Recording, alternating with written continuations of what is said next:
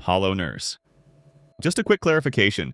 This story actually happened a few weeks ago. To give you some context, I'm 20 years old and I live in the suburbs, in a small apartment building with 6 houses. My gate is very, very often broken, including right now. Roughly 80% of the time, it's wide open so anyone can get into the small courtyard. My house has 1 floor with 4 bedrooms, including mine, and downstairs there's a guest room that's used as a treatment room because I have some pretty serious health issues.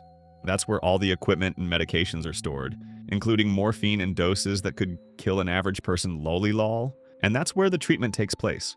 Also, I have a dog, and I'm very, very close to him. He senses everything to the point of recognizing my epileptic seizures in advance. Recognizing the nurses who pass by, he recognizes them by the sound of their tires when they arrive in the courtyard, just to let you know. He never barks except when there's a problem. And finally, a nurse comes by 4 to 5 times a day to give me care, including IVs. This is important for what follows. That morning, like every morning, my nurse arrives at 8 a.m. For the rest of the story, I'll call her Sandra. She gives me my usual care, which means a painkiller IV. She replaces my antibiotic diffusers, she takes a blood sample, and refills the cassette for my morphine pump. We usually chat about anything and everything, and she tells me stories with the patients during the treatment. My nurses are an integral part of my life. They've been taking care of me for 6 years now. She leaves after 40 minutes and says to me, "See you later, I'll probably be a little late. Don't worry." That day, I have an appointment in the morning, and I'm alone all day because my parents work, except for the nurse's visits every 4 hours. Once I get home from my appointment, I sit on the couch with my dog while waiting for my nurse. After a while, I hear the sound of tires. I get up because I think it's the nurse. But my dog has started to growl a little behind the door. I look at the time, 11:50. I tell myself that it's a little early, but sometimes instead of coming after, my nurse swaps me with the patient from before. I hear a knock, surprised I go to open it. Usually nurses come in like that, and I see a young woman standing that I've never seen. She said to me, "Hi, is that my name? I'm Camille, a third-year nursing student. Your nurse will be a little late, so she told me to come and start preparing, and she'll arrive." I'm not suspicious at all. I'm used to students coming, but I'm just a little surprised that Sandra didn't warn me because she usually warns me in the morning or sends me a message, and she never leaves a student alone when it's the first time we see each other. But I think she must have forgotten to tell me. I let her in and show her the way to the treatment room. I take out the things for the treatments while she washes her hands. My dog is weird. He growls at her as soon as she comes near me and he circles me. I was embarrassed, so I left him in the living room and closed the door so he could be quiet. I don't really pay attention to what she's doing. I let her do it. I'm on my phone at that moment. She starts to put the IV on the mat and takes a syringe. Normally, we rinse my central catheter with a ready-made syringe of saline. You just have to open the packaging. And then I see that it's not a ready-made syringe, but a syringe that she has prepared. I look up and I see that the ampules of my treatments are intact and have not been opened, yet I clearly heard the sound of ampules breaking. I start to think that it's weird. And then she starts to approach me to inject the syringe when I receive a message from my nurse. "I'll be there in 5 minutes. Can you start taking things out?" My blood was racing.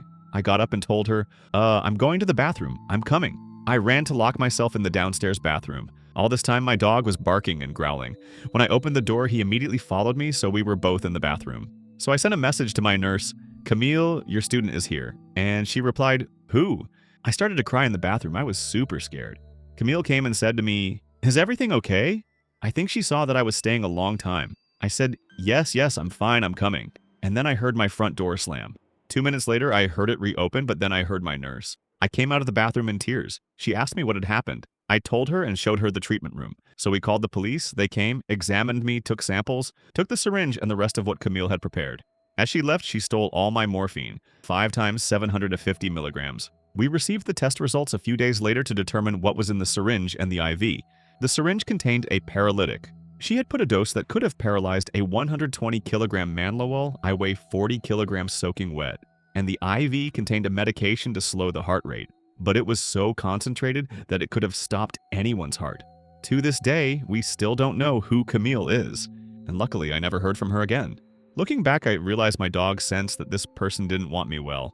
And I tell myself I should have kept an eye on her because she was just a student. And my medication isn't Spasfon. And I keep wondering what could have happened if I hadn't stopped looking at my phone. The most terrifying night of my life.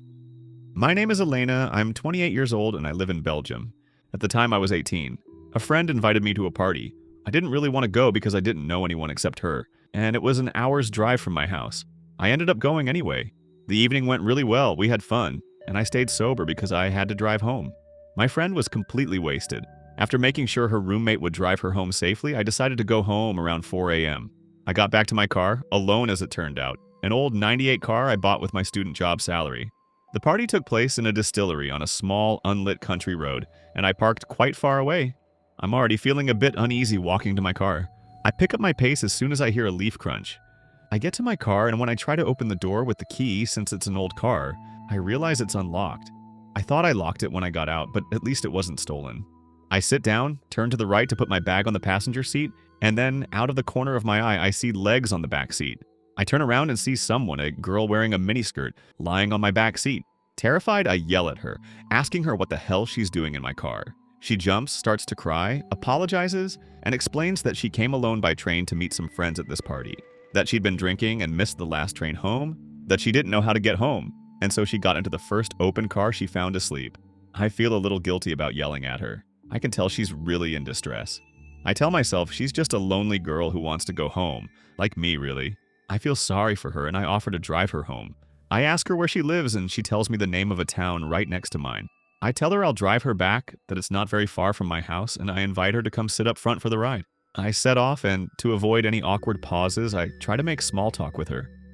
She gradually begins to contradict herself as if she were lying, but I don't feel uncomfortable at all. We're still driving on a country road, but we come to a part that is lit up. As we drive in the light of the road lights, I notice that her legs are completely hairy, really like a man's legs. I then look at her hands, and I clearly see that they are a man's. At that moment, I understand that it's a man disguised as a woman. My blood runs cold, I don't know what to do, so I follow my instinct. I tell myself that if I start to panic and say to him, "But you're a guy," maybe he'll become aggressive, and that's the last thing I want, since I'm alone in the middle of the countryside, far from home, with a man who pretends to be a woman, and I don't know why. I follow my instincts and decide to cause a small accident so that we don't get hurt, but I have an excuse to call the police. We get out of the car, I pretend to be in shock, to have lost control of the car, and I say that I'm going to call the police because the car is damaged. He tells me that there's no need to call the police, that he'll call someone who doesn't live far away and who will come and help us. I dial the police number, thank God. They answer directly, and when he sees that I'm talking to the police, he runs away. I'm alone with my wrecked car, I'm terrified. I burst into tears and I explain everything to the policewoman on the other end of the line. She tells me that a team isn't far away and that they'll be there right away. A good 5 minutes later, the police arrive. I'm behind my car, completely scared that the man will reappear from where I saw him flee. I explain everything to them, describe the appearance of the man in question while they search my vehicle. They open the trunk which I'm facing while I'm talking to them, and then my face decomposes. There was a shovel and a tarp in my trunk. This sick man had planned to bury me, alive or dead, in the middle of nowhere. The police took me home and explained that I was very lucky. I never knew who this man was. I never saw him again. But clearly that night, I escaped death. I asked myself 1,001 questions. Did he give me the name of a small town near mine? Did he know where I lived? Did he get into my car, the car of a girl alone? Had he been following me from the start? Was he going to call someone? Did he have an accomplice? Since he ran off in the middle of nowhere, why did the police never find him? Even today, 10 years later, I get anxious just thinking about it. I have a phobia of going home alone, and I never let my friends go home alone. I'm traumatized for life. P.S. I have nothing against transgender people. It's just that, at that moment, I had a very bad feeling. I felt that this man had disguised himself so that I wouldn't be suspicious of him. Because as a young woman, I would have been suspicious of a man, but not of another young woman. Shocking story with a bad ending.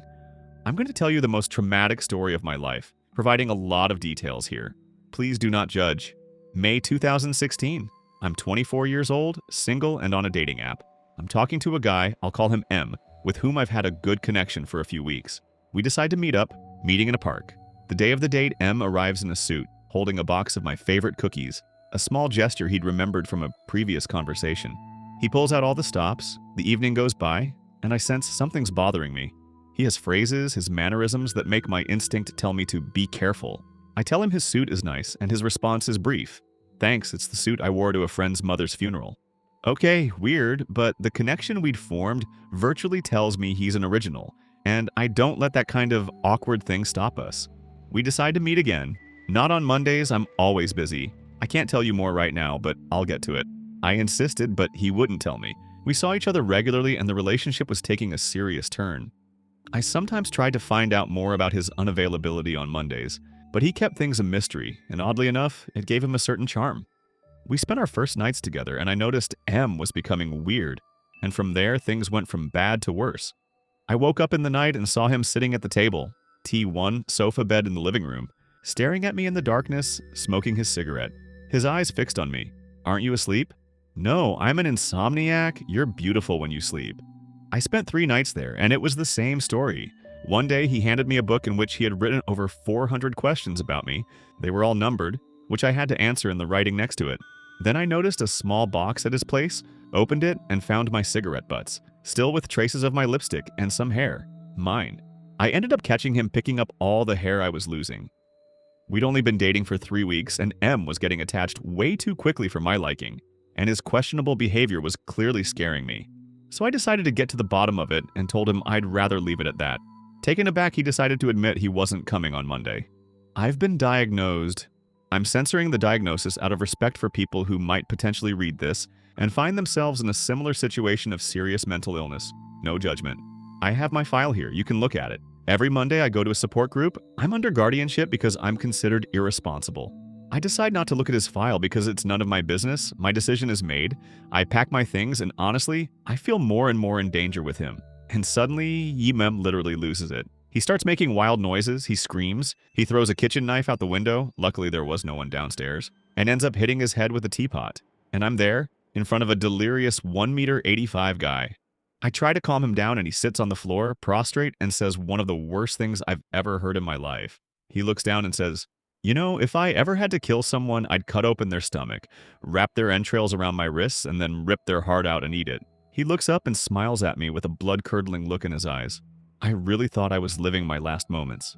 I locked myself in the bathroom and called his best friend on his phone. He came in 10 minutes later and convinced M to commit himself. He was apparently a regular at the psychiatric hospital who was in rehabilitation because his condition had improved, but who wasn't taking his medication while he was out of the facility. The story doesn't end there. M started harassing me from the psychiatric hospital where he was partially interned. According to him, I was being followed by the mafia who were at his command. He sent me videos of himself singing absurd and threatening things, telling me he would find me and kill me. He sent me photos of his self-scarring, threatening to commit suicide if I didn't come back. He called me making me believe that he was dying after having slit his wrists, etc. And he ended up scaring me by telling me that when he was out, he followed me, had found where I lived. He didn't know anything, he hadn't set foot in my house, but had managed to put me in doubt by telling me that there was a very beautiful tree in my garden. True, there was a huge cherry tree at my house. I must have told him one day, and he had noted it in his notebook. Besides, his notebook was found, and there was an incalculable amount of information on me, according to what his friend said who contacted me again later. I filed a complaint. The police officer tried to put pressure on him by phone. It didn't work. I changed my number, stopped contacting anyone close to him, and for 5 years I wandered the streets of my city with the fear of running into him. It happened twice, but I always managed to hide. My father contacted his mother. I got her number the day her son was committed through his friend so I could warn her. She admitted that she and her daughter had moved because they were afraid of him. 3 years later, he sent me a super creepy email telling me he never forgot the first day he saw me, and that every night he slept with me. What a nightmare. In fact, I regularly had nightmares about him, where he killed my family, and I had developed a regular habit of typing his first and last name into the Google search bar because I was convinced that one day he would do harm. 3 months ago, I repeated my search and came across his obituary. I don't know the circumstances, probably suicide or overdose, and I felt very sorry for him and his family because despite what he had put me through, blackmail, threats, harassment, I remembered that he was, above all, sick and probably not being monitored enough. P.S. I haven't emphasized enough the importance of being extremely careful about who you encounter on dating apps. It can't be said enough, but always remain vigilant.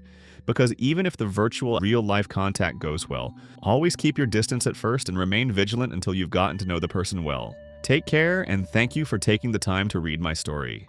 If these stories gave you chills, hit that like button, and if you love true horror, make sure to subscribe. I've got many more nightmares to share. Thanks for listening. And as always, stay safe out there. I'll catch you in the next video and if you're still awake.